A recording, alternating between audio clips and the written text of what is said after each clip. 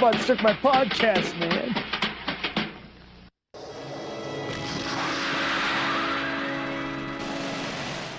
Our galaxy is split into two warring factions, our own, and the one ruled by the evil Count Zarthan from the League of the Dark Worlds. The Count has created a weapon so vast, so huge, that it would take a whole planet to conceal it. You must sail to the haunted stars, find the Count's secret planet, and destroy it. Welcome to our podcast. I am Jordan. And I am Anthony. And this is The Robots Took Our Podcast. And today we are talking about a movie with actual robots in it, Jordan. Yes, a movie called Starcrash from 1979. And starring Marjoe Gortner, Caroline Munro, the great Sir Caroline. Marjoe Gortner, Caroline Munro, the lovely, sexy Caroline Munro. Good God. Sorry, I don't mean to sound like a perv, but you and everyone else, yes. Anyway, big crush. And then Robert Tessier, Mr. Clean himself, used to be on the old Mr. Clean commercials from the 70s and 80s, I think. That was a Robert stuntman. Tessier? Was the bald guy? I think it was, yeah. Because I know Robert Tessier from like biker movies from the 70s, like the Glory Stompers. That too, yes. You know? As well. Man, he apparently was a stuntman. That was why he got so much work. And Caroline Munro's husband, Judd Hamilton, playing the robot, who was voiced by somebody named Hamilton Camp, who came from the cartoon world, apparently. This whole movie came from the cartoon world. And this is a sci-fi movie made because of Star Wars, obviously, because of the success of Star Wars. Even though they didn't, Louis Coates, I'm probably saying his name wrong, Louis Coates translation, claimed he was trying to make a Ray Harryhausen type movie with this. And it's clear on his end, but the distributors definitely wanted him. And they kept hoarding that influence of, not hoarding, but using that, we want a Star Wars movie kind of thing over him, from what I know. Anyway, I'm sorry.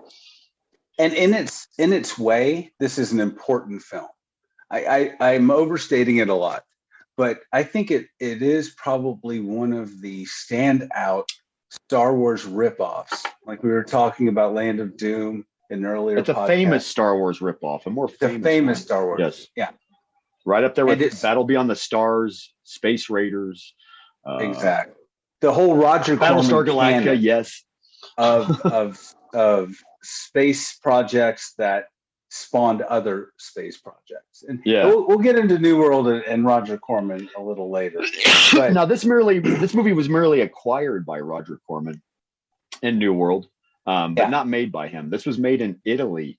And I can't remember the producer's name. It was this is made like on the same level as a spaghetti Western, essentially. It was made in Rome at Cinecittà, where they shot Ben-Hur even, and where they also shot a lot of spaghetti Westerns. And, this is, a lot of actors would go to Europe. A lot of American actors would go to Europe in the 70s and 80s, and late 60s to get extra work when work would dry up, Yeah. Actor knows where their next job is coming from a lot of times. So, and it feels very Italian. It does. It's got the Barbarella feel. Barbarella is what I was thinking the whole time. Yeah, like Barbarella 2. Even for 1979, it's a little bit dated as far as the look. Maybe I hate to be harsh on it, but with a hint of Flash Gordon as well. Yes, just a very dash. much so. And the fact that it's just over the top. But it Flash Gordon by Dino De Laurentiis would come a year after this movie, actually. Yeah. Anyway. But yeah, and I can't remember what I was going to say. I'm sorry. I just have to say, going back to Marjoe and Caroline Munro, this was peak Marjoe, and this is peak Caroline Munro. This is these two actors at their best. The apex of their fame, maybe at the time. Yeah, the apex of their fame is probably a better way to say it. Not their best. Yeah, acting. But they're actually their acting is very good. Actually, I think there is there is good acting by them. I don't think some things are cheesy. I think some things are cheesy not because of them.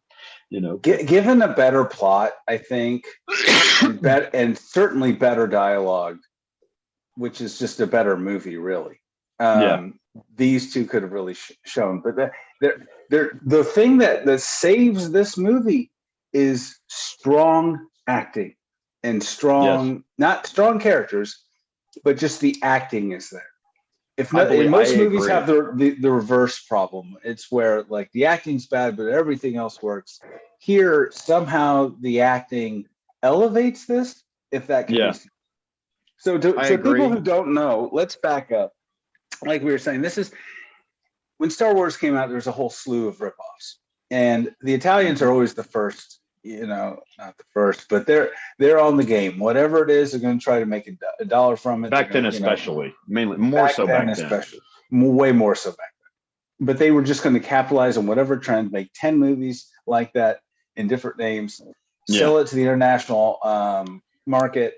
And this was their answer to Star Wars, or one of their answers to Star Wars. And the thing about this is the plot, and everyone forgive us, the plot is difficult to explain. This is a fun movie, but let me caveat this by saying this is a fun movie. It's a so bad it's good movie. It's very enjoyable. But just like you said, we were talking a while back, and you said like in Mitchell, in the MST3K riff on that, they were saying, how about telling us something about the plot? How about telling us something? This is what this movie does not do.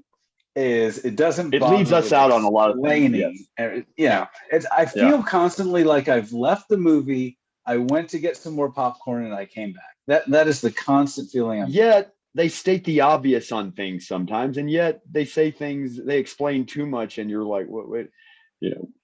I'm confused. The movie begins with Stella, Caroline Munro, and Marjoe Gortner, and they're kind of, I think, space outlaws at first in the movie. But you can tell the script, there was a lot of rewrites, obviously, that went on during the movie, and this was apparently true. I heard this on the Blu-ray, because the actors would inject their own ideas to try to make it better, and it was actually helpful, probably more so than they realized. But then they're on the run. They run into this other guy who's a space outlaw, and the big, tall robot guy, Judd Hamilton, and then a bald guy, Robert Tessier, and then it's almost like for a moment it looks like the 70s version of Guardians of the Galaxy.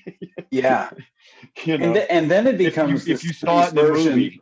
Then it becomes the 70s version of the Suicide Squad, because they go through all this nonsense, and then the Emperor, if I'm saying this right, the Emperor of the first circle of the universe. They go to prison and played by Joe Spinell, the great Joe Spinell.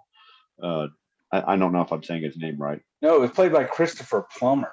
Oh, I'm sorry. Yeah, I got the names mixed up. That was Christopher Plummer. And that's when I was like, I'd seen this movie before and I'd forgotten a lot about it. I was like, oh, wow, Christopher Plummer is in there this is his movie? hologram. I was like, whoa, wait a minute. You're like, what? How'd they get him? And in Wikipedia, Christopher Plummer gave it more, like you said, actor power going on there. It gave it more gravitas, a little bit, just a little ounce of gravitas, in there once again. His scenes are fantastic. So let me back up and talk about, because this was Marjoe in the apex of his career. I have to bring up a fun fact that I learned from the Blu-ray that I forgot about. It's that Caroline Munro, yes, British actress, British accent, all that. She probably read her dialogue in a British accent, but that's not her voice in the movie. That is Marjoe Gortner's then wife, Candy Clark, dubbing Caroline Munro. Oh, wow. Fun fact. Candy Clark from Man Who Fell to Earth, Cat's Eye, list goes on. I mean, just, Wasn't she also in American Graffiti? Yeah, I mean, wasn't she also in When You Come Back, Red Ryder? Or am I just exactly, another Marjoe movie, and that at that time they got married after that movie, from what I understand. That's also from 1979. Yeah, so that was a year for Marjoe, 1979. That's like two movies already that we're talking about in that same year. And who is Marjoe Gortner? We're leaving out. Yeah, who is Marjoe Gortner? But he was the subject of a documentary that won a dang Academy Award. Yes. Long story with him. We should talk about another time. But he was an evangelical preacher as a child. As a child, as a 6-year-old, and that went trained by his mother in a horrible way, in a exploited for money. That's very abusive way as well. Yeah, we're going to talk more about Marjoe on this podcast, I promise. But he is a subject. He's fantastic. He's a fascinating character. We will definitely have to talk about him down the line on another podcast for sure. Okay. So anyway, they go to prison and stuff. It's very confusing. They're judged by this guy that looks like a creature from Invaders from Mars. Invaders from Mars. I thought the same thing. The original, the 53. Yeah. They said that on the Blu-ray too. The Stephen Romano said that on the Blu-ray too. That, with the little it's obvious. It's an obvious homage, I guess.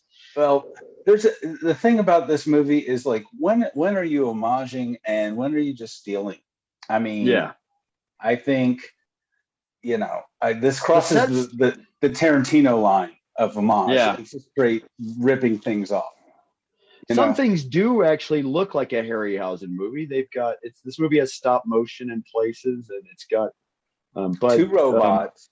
But the rest of it does feel like they're trying to rip off Star Wars. I'm sorry, I mean, it's a year after. It's hard to get over that part of it, And going back to that judge with the brain in the globe judge. Yeah, looks like he's in front of a lava lamp. We studied the videotapes. Like this is the videotapes. This is the far future, and it's got far future technology like videotapes. I was hoping hilarious. One of us would bring that up. Yeah, the fact that he says video, we've seen the videotapes on you. It sounds like damning evidence. Even more damning when he says videotapes. And then Caroline Munro's character, Stella Starr, has just a lot of great scenes. She's a tough chick. She's fighting back, except when she needs to be saved. That's part of. She even says, "I don't want you to save me" later on to another character, and you're just kind of like, is she the damsel in distress who always needs saving, or is she the person doing the saving? It's a little of both. It's a little inconsistent with what her character's doing. She gets help from a lot of people, but then she'll kick ass at the same time. So. I mean, it's confusing, kind of. Yeah, it's a confusing dynamic. I've studied the videotape, Jordan. It is very confusing. They go on the Suicide Squad mission to basically. Okay, it's real confusing. There's a ship that was destroyed. It was getting close to, and the bad guy, who probably haven't mentioned at this point. The bad guy is Count. What's his name? Count Czar or something. Zarth. It's not Darth Vader. It's Zarth. I can't remember. It's not. Darth Vader. He's the Darth Vader of this movie, though. He is definitely the Darth Vader of this movie. But he's trying to take over the universe. That's all we need to know. And he has this. Funny enough, a planet-sized weapon that is the ultimate weapon. In the universe. Wow, that is original idea. Totally original. Count Zarth Arn. And so this ship was destroyed and set out a few pods and escape pods, and then now the Christopher Plummer, the Emperor of the Universe, is sending them out there to find out what's going on and discover where the weapon is and blah blah blah blah. Now that makes a lot more sense. And I want to interject and say that Anthony is stuttering because this plot is just it's hard to understand what is going on even when you're describing this plot. There's a reason you're stuttering during this or stammering as well. I know I'm getting it wrong. I just know I've missed something. I don't know how to back you up here either, because I'm just as confused. And I've watched this movie since I was a teen and discovered it on VHS. I've watched this movie probably 20 times at least, maybe, and I still couldn't tell you the plot. But yeah, and then suddenly Stella's on another planet. She ends up on a planet where there's these cannibals about to eat her, and they tie her. Oh, hold on, they go. Okay, hold on. Did I jump ahead there? You jumped ahead, sir, like an hour. I jumped ahead light speed there. Yeah. They have to tell us what light speed is, which is well, like it's this thing called hyperspace. You can get what would take 2 months. It takes 2 hours. I'm like, oh, that's what you're explaining. Like you were saying earlier. Like I think we know what hyperspace. Just is. like when Christopher Plummer explain everything as a hologram as a translucent, ghostly image, and we assume in a science fiction movie already that's a hologram. Star Wars told us that. You know, if I was the guy directing, I would have been like, you know what, Star Wars told us what this was. Leave it at that. But no, it's a holographic image. They go to a planet that's like a barren. Earlier in the movie, they go to a planet that's they describe as a barren desert of whiteness. And I said, that's oddly the perfect way to describe this film: a barren desert of whiteness. Oddly, it's Hoth before the planet Hoth in Empire Strikes Back. It's a year before Empire Strikes Back comes out, so oddly, they were ahead of Star Wars on that one. Ahead of Star Wars on that one. They had a snow planet before Star Wars. They did it first. Starcrash did it first. I'm just saying it's lucky that Italy has so many diverse locations. They have Alps with glaciers, and they also have And why did anybody think volcanoes? Why not always make a sci-fi movie in Italy? For sure, absolutely. All sorts of stuff, beaches, and a tax break and all that. Yeah, the Lear. And then they go a long way back then. You know, on the secret mission to find the Emperor's son. No spoilers, there, Jordan. Not yet. We're not there. Played by. We have to go to the Amazon planet. Played by. Sorry. Anyway, the Amazon planet. There's Amazon, and they're just like, oh, these are Amazons. Like. And it looks like. Oddly, it looks like the Amazonian island from Wonder Woman in a weird way. Yeah. Which I didn't think about until I watched it again last night. Yeah, it was like it reminded me of the Amazonians in the new Wonder Woman movie. I mean, it reminded me at the end. It reminded me of the end of Planet of the Apes, just kind of the way it looked. And it's not the same location, but the beach, the Amazons on horseback. It's close to where they did Jason the Argonauts, though. Apparently, they handpicked. Well, speaking of, where they shot the battle with Talos, and these may be way out. I know these are probably old references for the younger out there listening. Probably like this whole movie. What are they talking about? This movie is a whole reference, old reference. No, but anyway, Google it always. Anyway, speaking of there's a giant robot out of nowhere. I guess these robots that we saw earlier that are stop motion that are. This is very much like the battle with Talos in Jason and the Argonauts. Once again, giant robot Talos, completely the same shot-for-shot remake, except for the fact that you can tell that these were really shoddy. And I am a fan of stop motion. Yeah, but this is bad. Yeah, this is bad. If only they'd had Phil Tippett on this movie. If they had only had Phil Tippett on this movie, who even at that time would have produced something great. Better than that, And the thing is, it's a robot. Robots usually lend themselves to stop motion easily. Usually, it looks better if you do stop motion and it's a robot character because you expect a jerkiness with robots. So, but oddly, it looks too jerky still. Yeah, it's bad, and the robot falls down. I hate to downplay the animation. The animation is creative, but it's sad. But anyway, so it was a rip-off versus homage. It's a 10 on the rip-off meter. Not it's not even. It's way past homage. And I get that, but since we're talking about the effects, we have to acknowledge the spaceship models are not done quite like Star Wars in this movie. They have models on wires in this movie. At one point, they do move the camera towards the model in the backdrop. But a lot of times it's models on wires and models thrown towards gravity. That's a stupid way of saying it, I'm sure. They use a lot of gravity, yeah.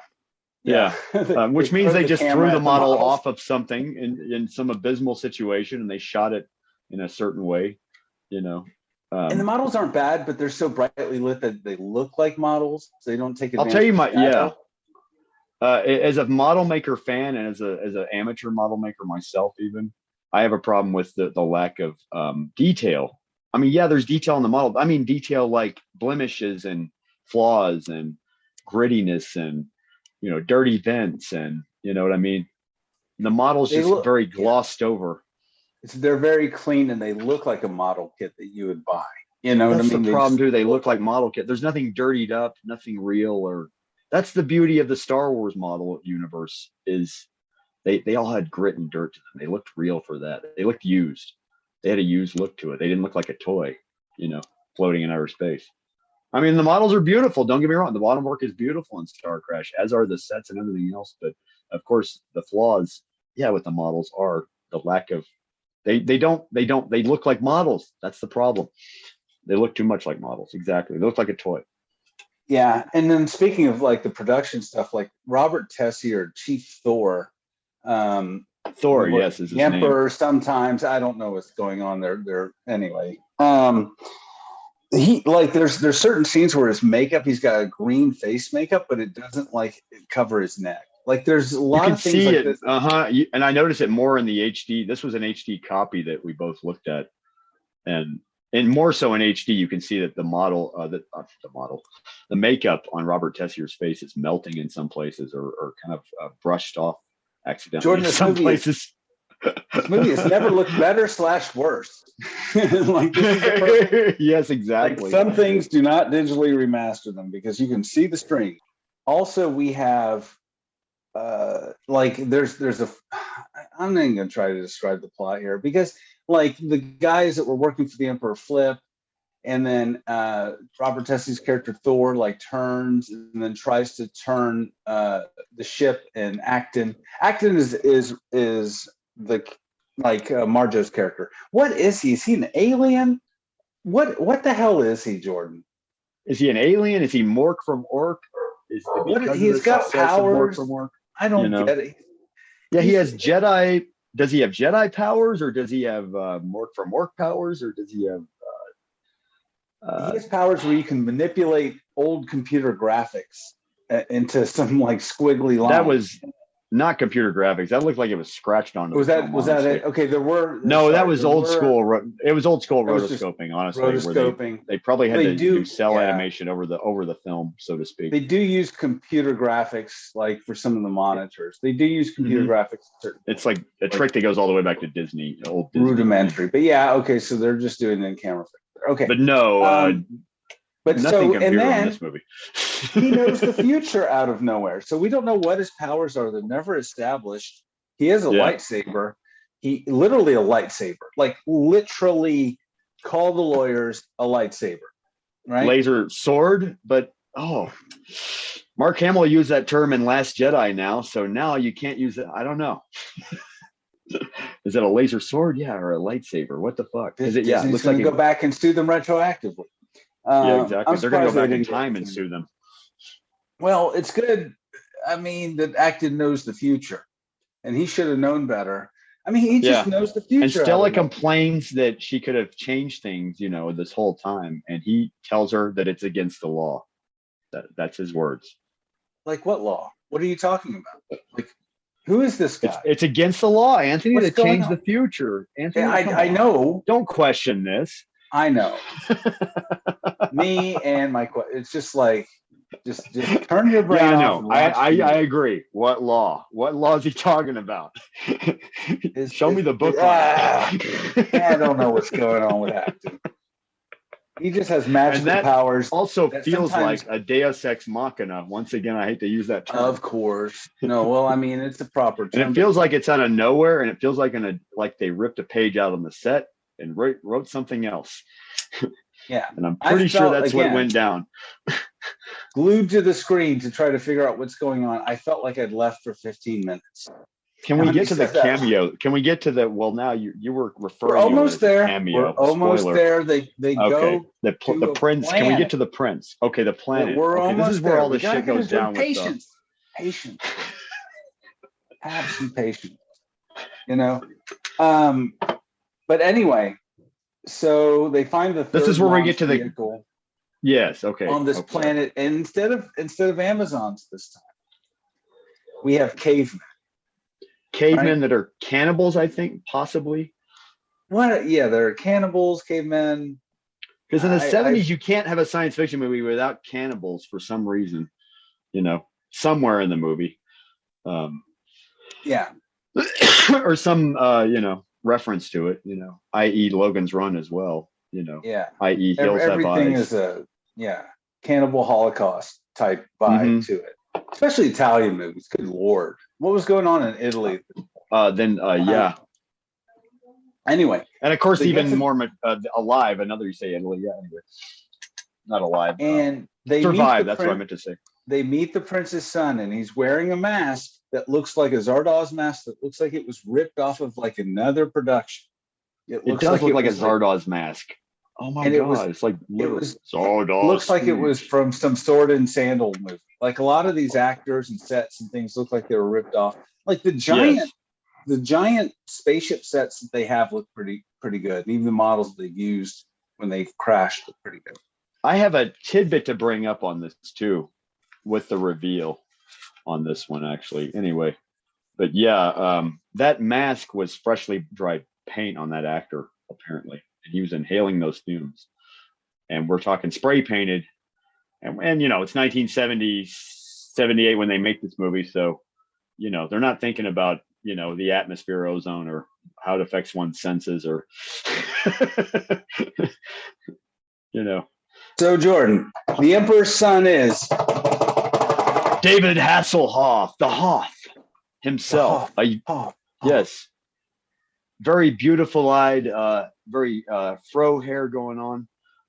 It's the battle of the perms. It is the battle. It is a battle for the perms between him and Marjoe. Yeah, and it's like who's got Caroline the Munro perm? actually has very nice, long, flowing hair. Not comparable, but yeah, compared to Marjoe and Hasselhoff, it's a total battle of the 70s Davidian-looking hair perm thing going on. But apparently, fun fact on this scene too, Hoff was hungover, according to this one article I remember reading from Cinefantastique, 1979 issue, about this movie. Hasselhoff said this in an interview. He was hungover. That was his first day on the set, and him and Marjoe Gortner had shared a bottle of Jägermeister the night before, and gotten drunk. Just that was them getting acquainted, I guess. Yeah, I can see Marjoe doing some drinking. Hey, let's get some. Get some Jaeger. This is like a handshake in the 70s, though, folks. But yeah. So he's hungover, wearing this mask. Also, like I said earlier, freshly painted, freshly spray painted, which I can only imagine is probably enamel paint on there, over the Zardoz mask. So he's wearing this before he peels it off and reveals his beautiful face. He's wearing this with the fumes on. Good God, he's probably just hungover and intoxicated from the fumes and the mask. Can you only imagine? That just sounds and being hungover from European Jägermeister in 1978. I mean, like I said, or I meant to say earlier, Christopher Plummer took the role just to hang out in Rome, according to Wikipedia. He's like, anytime I can go to Rome. I think acting work too was slow for. Oh yeah. Well, and they gave them a nice per diem, as they call it, on a movie, from what I understand. Like Hasselhoff said that he was offered this part. I think things were slow for. This is when your actors go to Europe to make movies, is when things get slow, parts get slow, and the agent suggests they go to Europe because somebody called them and says, "Hey, we'll pay them money." But they'll give them a nice. They gave them a nice per diem thing back then, where they would they could live it up. They could party on a. They give them money to spend, to live on, And I bet Rome was a lot cheaper back then. Party in Rome. Why not? Italy back then, they had the lire to spend, and the lire went a long way back in the 70s, from what I understand. That's why a lot of movies were shot there as well. A bottle of water costs €5 now. Can't even look at a picture of Rome now. Of course, in Italy now they use euros like everywhere in Europe. Yeah. So, anyways, before they get to this, oh my God, Rome, yes. Yeah, before they get to this planet, the weapon, right? This Death Star-like weapon, we never see it shoot out. It's just this lava lamp effect, and everything's tinged red, and it gets inside people's heads, and I don't know, it shocks robots, whatever it does. And they call it monsters, like the red monsters. Oh, that's right. They look like a Star Trek original series kind of creature almost. Strange optical effect, but really very translucent. Honestly, it looks like it's just reflected on the glass of the camera or something. I don't know I don't know what way they did the effect, other than maybe it was a some kind of superimposition of sorts. Yeah. So I'm going back a little bit, but somehow they survived this. I guess because Acton has powers. Well, you're not going completely back, because it appears again, like near the end. It appears again a little later. Yeah. And at this point in the movie, pretty much. It destroyed one ship, it doesn't destroy them. And I don't know if that's because Acton could do something. I said again, folks, we're confused on the plot here, honestly, ourselves. If anybody knows the plot better than us, please send to us somehow. and I will say that we've forgotten the character, L, the robot, right? Oh yes, who has the cartoon voice? Yes. Yeah, he was like the police robot trying to catch them, and then later on, he gets a lot of clever dialogue. Yeah, he's a great. Clever sidekick. Redneck kind of accent. He becomes Stella's buddy. Yeah. I mean, it'd be great if they'd had a drinking scene together, like a drinking buddy scene, where they're doing shots of tequila or something, or, space tequila, whatever. Space tequila. Space Jaeger. Acton's got some space. Let's have some Space Jaeger. Here, Stella, try this. That's what he sounds like, folks. Exactly. And I love him. Like, he's cheesy AF, but I like him. He's great. He sounds like he's another Slim Pickens, honestly, in a way. Robot. But Pickens. But then a funny robot. So this is nothing like Star Wars still, with the funny robot sidekick, Yeah. He gets chopped up by the cavemen right before the Hoff comes. And it's sad. And I actually thought that was pretty sad. They've been through all these adventures, and he saved. It was sad for a moment. Yes. It was sad.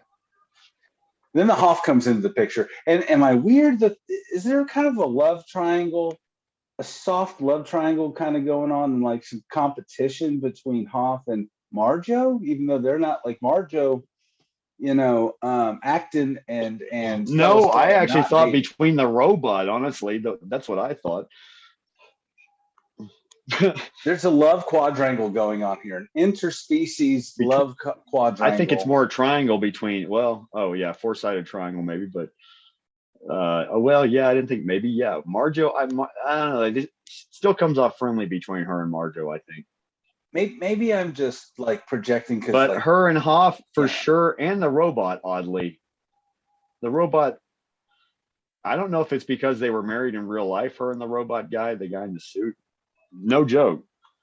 And if that's because of that, but like when Hoff shows up again to meet up with Stella, it's like, Stella, Acton, or whatever his name is. No, that's not Acton. What's his name? I forgot. Damn it. The prince. The prince. The freaking prince. He's like, Stella, and then back and forth. They're like, Stella. Prince Simon. It's Simon. This is like thank one you. part. One part a fantasy. It's kind of like fantasy. Simon, Stella, and the robot's right in the middle going, and he looks almost jealous. Oddly through the mask, and they're jealous. They're very cheesily saying that, so it sets it up for the robot's joke. It's like, let me get out of here. Hoff is no joke, almost as tall as the robot, and Hoff. That means. I mean, in real life, I've heard Hoff is a tall guy anyway in real life, but yeah. Yeah, I was wondering that because Marjoe and the Hoff, I guess they were wearing boots too, but they look very tall. And Caroline Munro is not short. And then they were like, I think she was like maybe model height, like 5'7" or 5'8", maybe, or And they put her in thankfully in the skimpiest of costumes. It's almost Barbarella-esque. Most of the movie, very Barbarella-esque, very sexy. But sometimes they put some clothes on her, usually a spacesuit or something, and like, oh goodness, I'm sure she's cold. And in real life, from what I understand in real life, and you can see on behind the scenes photos and footage on the Blu-ray, Caroline Munro is very proper, and also when the camera stopped, she'd always have a blanket over her or a robe a lot of times. And a lot of times too, because she was in the conditions where it was fucking freezing, Yeah. The location work alone. Outside all the time on glaciers, wearing just some literally leather straps. That's so what she her would not costume be consists. walking around the set wearing that for good reason, and she'd only take off her robe or blanket when she had to be in the scene for good reason, for pragmatic reasons, basically survival reasons. But You know, she is a because she they is a gave the poor classy girl actress. nothing to wear. Oh, She is absolutely. classy. I've never thought of her as being the best actress, but she's like good enough. I love her She's in a good actress. Sinbad in the Eye of the Tiger. I love her. She's good. No, Golden Voyage. She's in Golden Voyage as Sinbad. That's what it is. I have to get it right. Get it right, Jordan. Anyway, I love her in that with John Philip Law. Yes. Well, she's in the Fives movies too. I mean, she's at the Earth's Core. I've been a fan since Captain Chronos Vampire Hunter. Yeah. We need to review that damn movie. God bless. But yeah, she's definitely a first lady of sci-fi horror. You know. Yeah, the first lady of 70s. And yeah, she's got class, man. She's what a classy lady. Yeah. And what a shame that they dubbed her dialogue. I don't get still. I think it was out of circumstance, because movies back then were shot silent, so they didn't have to worry about sound on location. And also because the movie was, if you shot a movie in Europe, generally it's going to be seen all over the place. It's going to be all over. It's going to be overseas. It's going to be in America. It's going to be everywhere. So they dub voices to specific countries. So, but wouldn't she sound better as a British? But they never recorded her on set. But later on, when they had to finish the movie, at least the version we get in America here is, and pretty much I guess everywhere, is Caroline Munro dubbed with Candy Clark's voice. You know. And so but it was done because it was done last unbilled, the last minute. Unbilled Candy Clark as well. And unbilled, I didn't know that until the Blu-ray, honestly, because I always wondered about that's not her voice, is it? Is she doing an American accent? You know, okay, I'm sure she can do an American accent, but you know, I don't think she was saying her dialogue. I think she was saying her dialogue in a very regal fashion when they were directing her. You know. Yeah. And so. The very regal kind of with power. Yeah. Anyway. Caroline Munro, not great actress, a good actress. But I just think she's awesome. She's just same here. Absolutely. Charming and beautiful. Yeah. Okay. Beyond the sexy, I think she's got class as an actress, definitely, for sure. I think she could have done more. I wish they'd given her more to do, you know. Yeah, and she could have done more in this movie. I just wish they would have really leaned into her being. They could have used her better in this movie too. Yeah. Probably. You know, if this had been more of an actor's movie on a little bit level, you know. But it's an Italian movie, so maybe they weren't down with the strong female leads. No, it's rushed. It's, you know, because we kind of have a Perils of Pauline sort of aspect here, which is French. But I mean, you have like she should have been the stronger character, and I think that's kind of what they were going for. And the movie suffers because. She has to. Did we mention the fight scene between Marjoe and Robert Tessier, by the way, where Robert Tessier tries to kill Marjoe's character? Yeah. And a fight ensues. And apparently, fun fact behind this fight is this was Marjoe's idea to have this fight, because he said, if this is going to be a movie for kids, you know, where's the fight in here? You know, understandably, especially if this movie is for boys, you know, because there was no fist fight up until any part of this movie.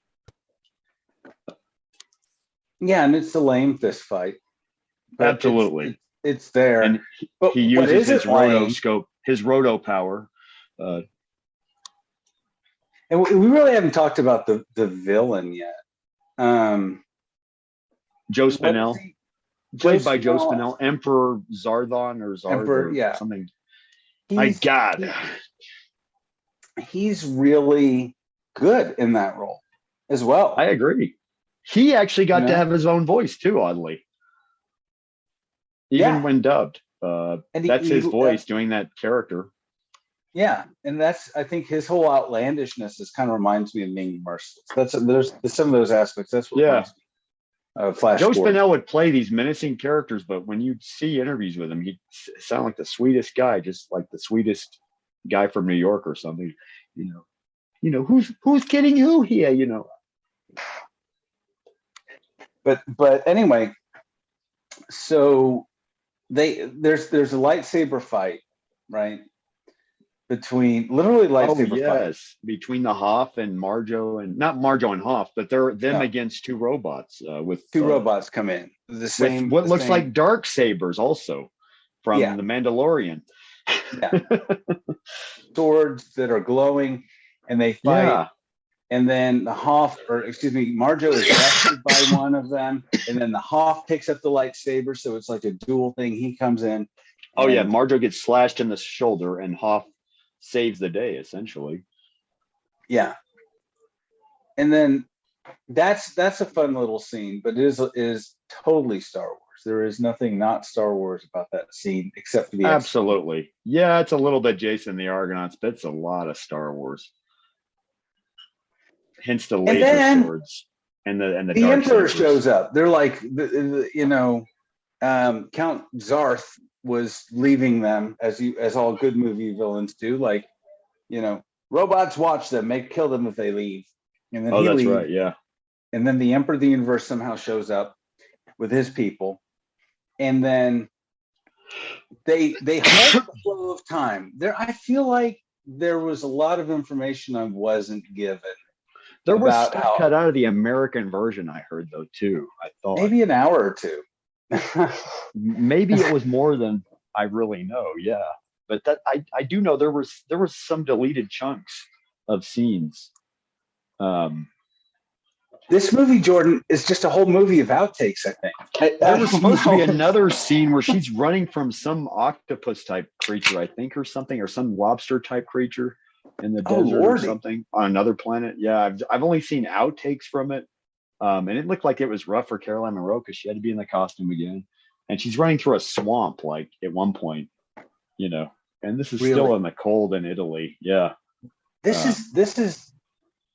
movie. So there is a lot left out. And I know Roger Corman cut it in a tighter way for American audiences because he's thinking Star Wars when he gets this movie, So when the movie that Roger Corman acquired, I imagine, was longer than the American version. And now, of course, what exists from what I hear back then, apparently I heard from the commentary on the Blu-ray, American projectionists back then in the drive-ins and the backwoods theaters, if there is such a thing. Woo, let's watch a movie. Yeah. I guess in a theater maybe, and that could count as a 42nd Street theater even, or back then, or, but projectionists back then were generally hardcore, drinkers and stoners, and they didn't give a shit usually about movies or what they were doing. And they would chop off just the first parts of movies a lot of times without even thinking about what they were doing. Yeah. And a lot of times by the time the movie got shipped around, a whole chunks would be left, or cut off the movie. And sometimes that would be like it for the movie, what was left of it. And Roger Corman didn't care about a movie making sense or being good. No, and for a distributor like New World at that point, it doesn't matter once it's out this swamp scene and they're making money. It doesn't matter once it's out there and made money. At that point. Hell no. Then. Look, it has spaceships. That's all we need. And Caroline Munro is wearing as little as possible. So that's who cares if this movie makes any sense? And it does. Fun fact too on this: when this movie was released, it was the last trailer. Director Joe Dante, when he worked for New World Pictures, he worked in the editing department cutting the trailers for movies coming out back then. And this was the last movie trailer that he ever cut, was Starcrash, apparently. Oh wow. Fun fact. Gremlins director Joe Dante. List goes on. This does feel like it's too much story for this one little hour and 30 minutes to hold. It feels like I'm watching the best clips from a 3-part the best of series. The greatest hits. Yeah. It's just shockingly incoherent. And here's the best tracks from Starcrash. Yeah. Favorite scenes from Starcrash, here, an hour and 30 minutes of it. And so you're just disjointed at best. And then so anyway, they have the power to stop time, but only for 3 minutes. Oh, that just came out of nowhere as well. Another day. I came out of nowhere. Here comes in my use of that word again. Yeah. In a movie when everything comes out of nowhere, and then they escape, right? They also have a giant city they're using to to attack the ship. A giant floating city in outer space to attack or something like that. It's their Death Star weapon or their Star Killer base weapon or whatever. That comes out of nowhere from the Christopher Plummer, David Hasselhoff, Prince and King, Good Side, whatever. And they rammed the ship. Like, once again, confused on the plot. Sorry, I'm confused. Yeah. So then they attack the Zartharn ship, and then all these like missiles, kind of like these 4-ton torpedoes, but with people in them, which is I thought. Yeah, that was the. I thought that was pretty interesting, actually. Like, you're shooting these Trojan horses kind of thing. They're just shooting these missiles in there, and soldiers are jumping out. I thought that was slightly cool. Effective, though. Yeah. But Jordan, they're launching from space through a window. What do we know in every space? Anything? Oh, like, this movie and logic of outer space. Forget it. This movie is fantasy beyond Star Wars, even so. I mean, there's no suction of the void of space pulling all the air out. We were just crashing through windows. And number one, I don't know why Stella bothers wearing a helmet. Honestly. And then you have. She's launched into outer space twice in this movie, even, and wearing a helmet. Yet, so these guys just launched through a window. You're right. There's no vacuum at all. No. There should be. Jordan, you have single pane windows in a spaceship. Okay, okay, you know what I mean? Single pane ass windows in anyway. Because Anthony, the gravity stopped after they came through the window. Okay. If Acton wasn't dead, and by the way, Acton dies. He just dies for some reason. The gravity just stopped there. That's all that happened. The gravity stopped. It's just not even really sad when Acton dies, and I hate to say that because I love. Oh, that's Marjoe, It's just kind of like, Acton dies. What else is going on? It's like, happy trails, Stella. Acton would have. This has been the perfect line for him to give some exposition, like, well, because we're in this zone, there's no vacuum of space. Yeah, I mean, that's when he would come in. That's another thing too. Stupid. Marjoe got to have his own voice in the movie, and so did Hasselhoff. But once again, Caroline Munro, the great Caroline Munro was. So, anyways, that happens, and then I just have a note that says, the city. What the hell is going on? Question mark. Yeah. And then they ram the ship like. Which is like, is it Rise of Skywalker? Which is the one where Laura Dern, they crashed, they wrecked through the ship? Oh, Last Jedi. The Last Jedi. Last Jedi. Sorry, my bad. Yeah, that's almost like they borrowed the light speed thing from Starcrash. It's almost like Last Jedi borrowed from that whole plot device. Yeah, and the stopping time and all that. The way they describe it, I was thinking back to Last Jedi as well. Like, oh my God, did Last Jedi steal this? I think Rian Johnson. I mean, that's the only thing that can make sense of Last Jedi is Rian Johnson watched Starcrash and said, "I'm making Star Wars ripoff he stole from." I'm gonna say this here and now. Yeah, you know what? He also stole the casino bit from Battlestar Galactica in that movie.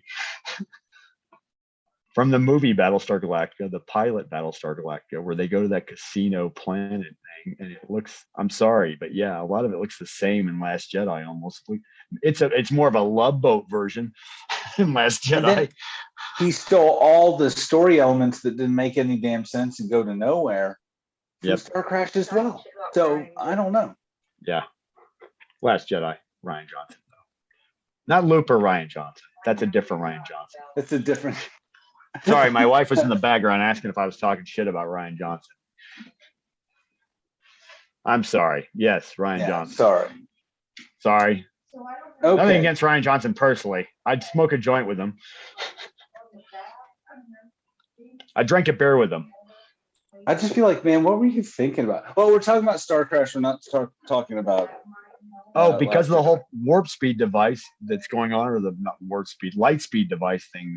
This they just rammed the thing ship, they do with light speed and ship thing. It's almost like Last Jedi stole from this movie in an odd way. That part of it, at least, just that little chunk. That's all. I'm not saying that Last Jedi stole everything from Starcrash. I'm not making that accusation.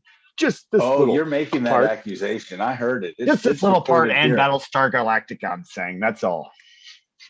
Well, we can talk about that film on another, or that trilogy in another podcast. No, he's talking about the Ryan. So much to lament those movies. and from Starcrash and Battlestar. That's both 1979 also. Anyway, but then we come to our conclusion to this masterpiece, and then we have Christopher Plummer just giving this big eloquent speech beautifully. Good dialogue. Really, he could read delivered. the phone book. It makes you realize, and just it would sound. He could have read that. I mean, rest in peace, may he. Definitely, for sure. I love Sound of Music. I'm not joking. I love the way he sings in the movie. Christopher Plummer has the voice of God. You know, basically, he could read the phone book, and it made it sound great. He could read one of my kids' books, and it would sound great. You know, but he's talking about the haunted star. Something like that. I don't know. But it feels like he's reading a bed. It feels like he's. I love it because it kind of reminds me. It feels like he's concluding a bedtime story. Yes, the wheels always turn. One could make one of those 3-hour YouTube bedtime videos or 8-hour bedtime videos of this on repeat. You know. Yeah, it's beautiful. It would work probably. It's so cheesy, but you're just like he reads it. It's almost like, and you know. Good night. You know, he just ends with this beautiful bedtime story of an ending, very dramatic and very perfectly executed. Probably talk about lending a presence. Oh, absolutely, or red wine maybe, or Italian red wine. Yeah, for sure. I'm sure there was a lot of drink. This is 1970s, so I'm sure there's a lot of drinking. Christopher Plummer adding a lot of power to this movie once again, and Marjoe even adding power. I mean, I will give this movie its positive notes though. I love the look of it nevertheless. It's a wild Italian space opera look. Yes, and it's basically in the same league as Barbarella. Barbarella also Italian made, you know.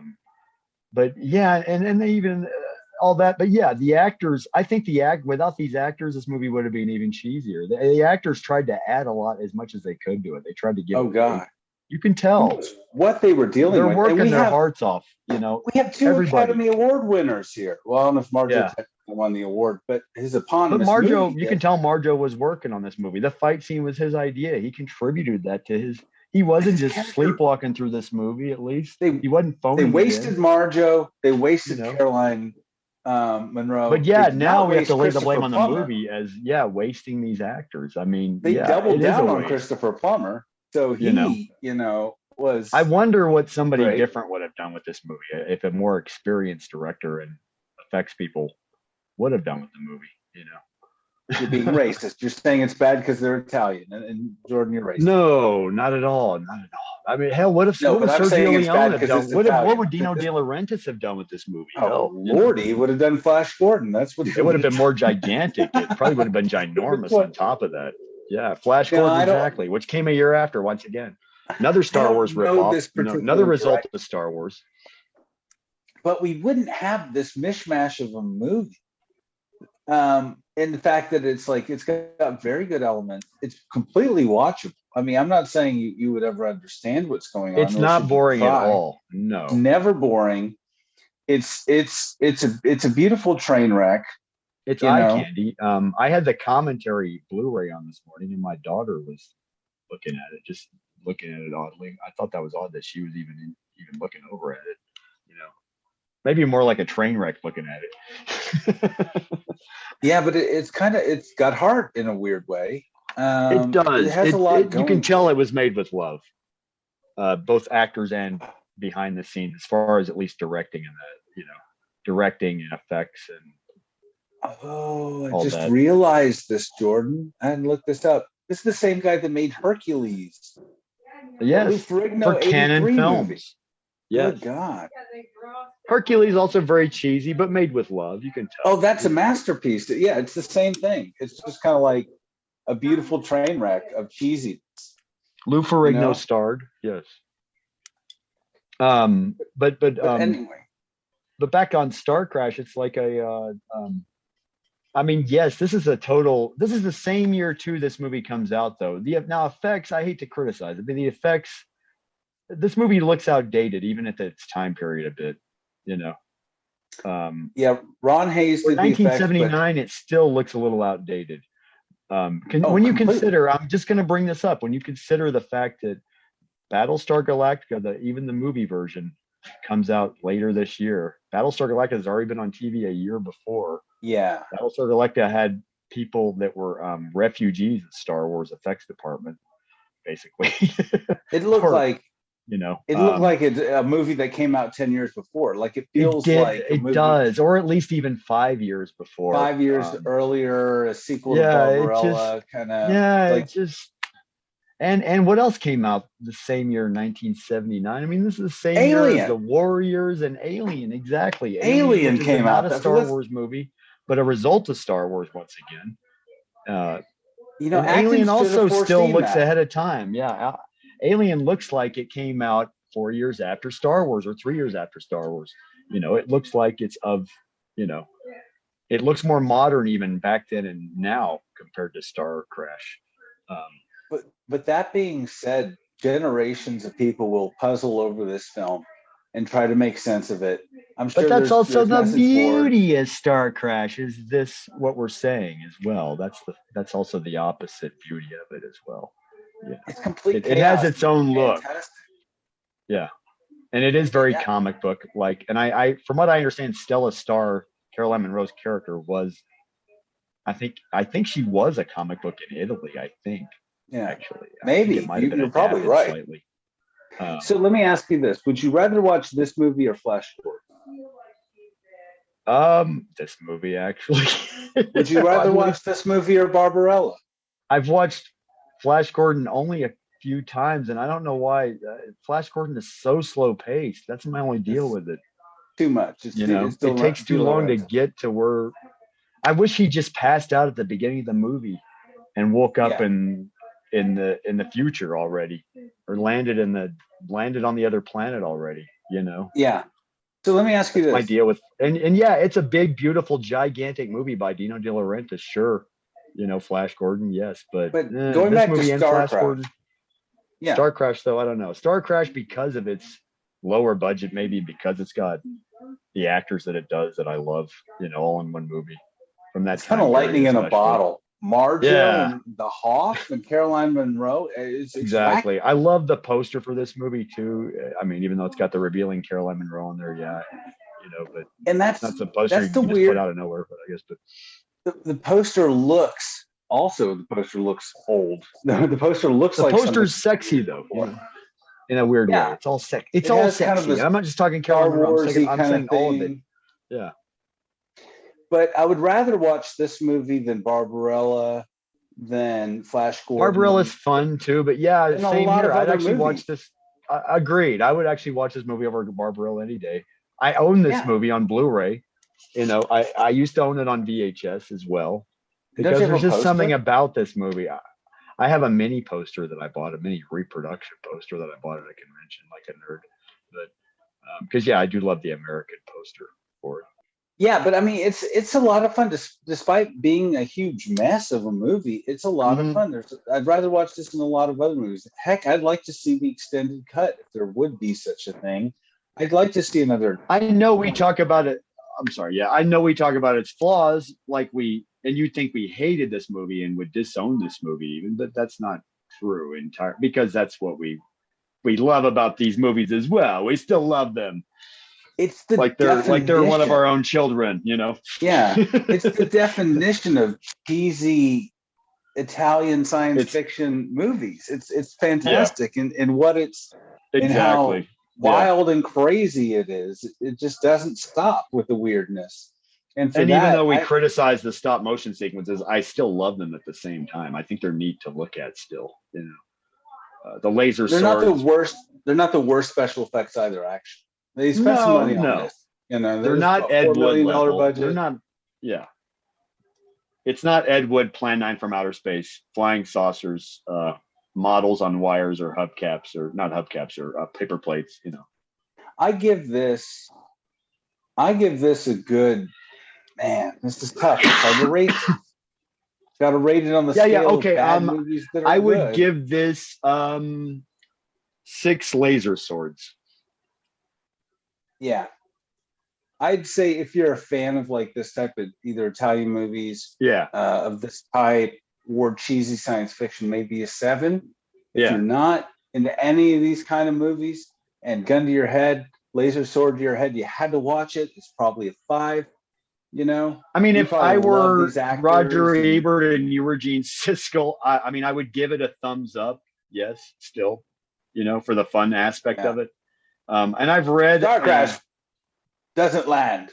I've seen in old sci-fi magazines from that time period where they write in letters, and I've read bits about Starcrash where I read one letter where somebody wrote Starcrash was dumb but fun. And then another one, somebody wrote, how did this even get released? It's so atrocious, you know. I would agree with both of those statements. Yeah. Even though they both conflict, I'd be like, yeah, I agree with both of those. The one that said it was atrocious also just described it as just, you know, like, why? How did this even get released? This is just, you know, bullshit or something like that. It was just, you know. Anyway, I'm sorry. The one thing I want to kind of talk about here before we wrap up is the theme. Yes. Okay, you better like this thing. John Barry. John Barry, I love the composer John Barry. I'm going to nerd out on composers again like I did on the Devil's Race with the Devil podcast, which you may have heard before or after this one. But John Barry from James Bond fame did a lot of the James Bond scores early, the Roger Moore and Sean Connery themes. And yeah, John Barry power with the score. Dances with Wolves. Dances with Wolves later on. Yes. Yeah. Nothing like a supportive score from John Barry. If you could get John Barry on your movie, you know, Somewhere in Time, which is like played at weddings to this day. Yeah, probably. It's a fantastic. You hear it a lot, and you hear it again at times when it's not really appropriate, like during a battle scene. And I mean, you know, for those of you out there listening that are like, "Who is John Barry still? Who am I talking about?" Trust me, you've heard a John Barry theme at one point in your life, and you don't even know it. Don't even know it. Unsung Academy Award winning composer. Exactly. Born Free, another one. Yes. You know. But yeah, Born fantastic. But it sounds to me like the theme to Love Story or something. It just sounds like this really nice, but it doesn't fit a science fiction movie. I mean, it works at times, but it's kind of like this theme should have got its own theme, which reminds me of like I think it sounds more like and I'm not, parts of this movie are like a Western, but Starcrash is not enough like even a space Western to qualify for this theme, because the theme sounds like it belongs more in a Western, maybe more so in a Western, even more so in a Western. It's dramatic, it's sweeping, it's kind of like, it's a good theme. You hear it a lot.